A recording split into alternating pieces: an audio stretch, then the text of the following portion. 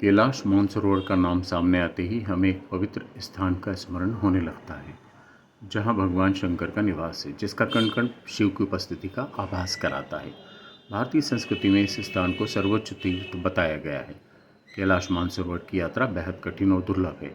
इस यात्रा में कैलाश पर्वत तक पहुंचने के लिए हिमालय को पूरी तरह से पार करना होता है, जबकि दूसरी यात्राओं में हिमालय का कुछ ही भाग पार करने का अवसर मिलता है।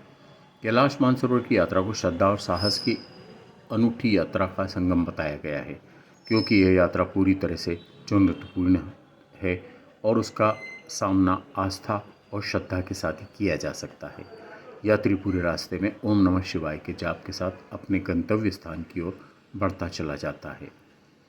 कैलाश पर्वत की दूरी तिब्बत की राजधानी ल्हासा से 1300 किलोमीटर दूर है और इसकी चोटी समुद्र तल से 22,028 फुट की ऊंचाई पर है। पर्वत की समूची परिक्रमा का मार्ग 55 किलोमीटर का है, जिसे तय करने में 5 दिन लगते हैं। हालांकि परिक्रमा में पैदल नहीं चलने वाले यात्रियों को याक की सहायता मिल जाती है। याक तिब्बत का एक ऐसा पशु है जिसमें हमें गाय और भैंस का मिश्रण दिखाई देता है।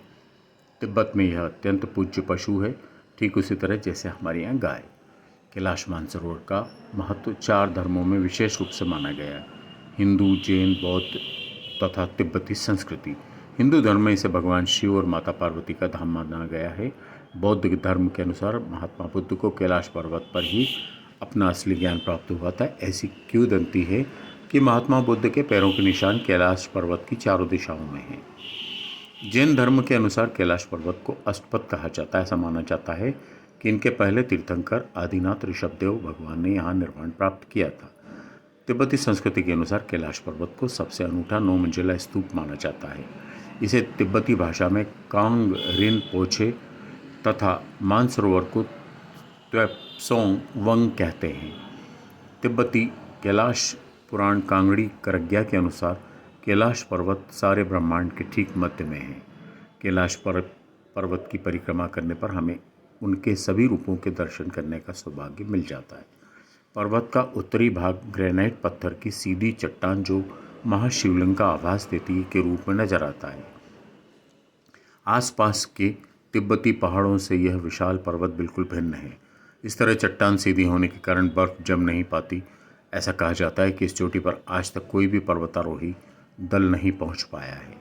कैलाश पर्वत की परिक्रमा के लिए हमें तारचेन पहुंचना होता है। यहाँ पर तिब्बतियों की एक छोटी सी बस्ती है।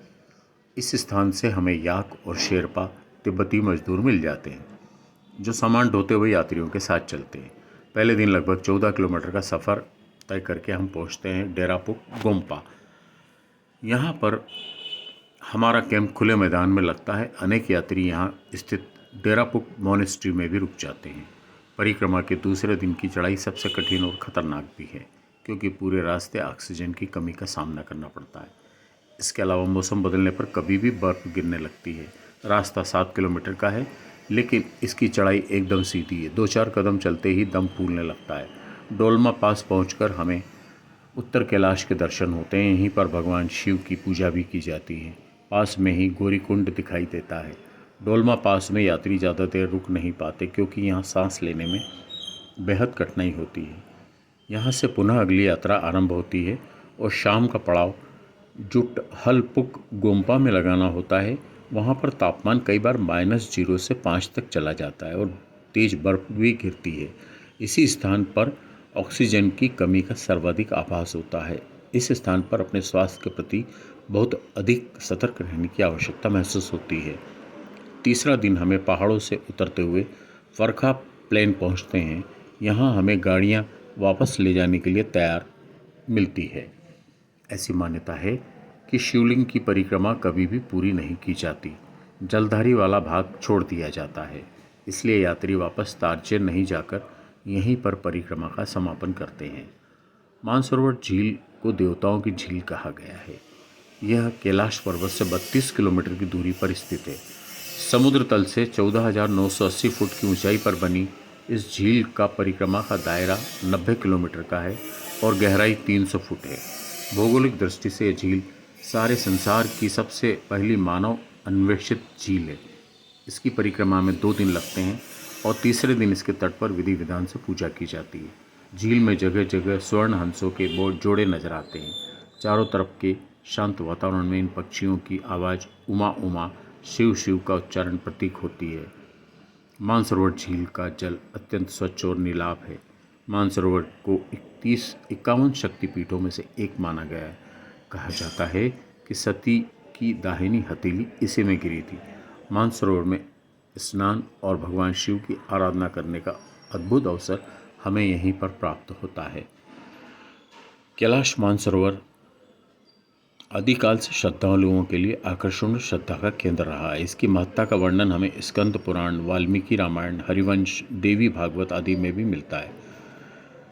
श्रीमद् भागवत में इसे देवताओं का निवास स्थल कहा गया है। यह भी बताया गया है कि यह भगवान शंकर का निवास स्थान है या मनुष्यों का निवास संभव नहीं है। गोस्वामी तुलसीदास जी ने कहा है कि परम रम्य गिरिवर कैलासु सदा जहाँ शिव उमा निवासु। वाल्मीकि रामायण में विश्वामित्र कहते हैं कि राम कैलाश पर्वत पर ब्रह्मा की इच्छा से निर्मित एक सरोवर है।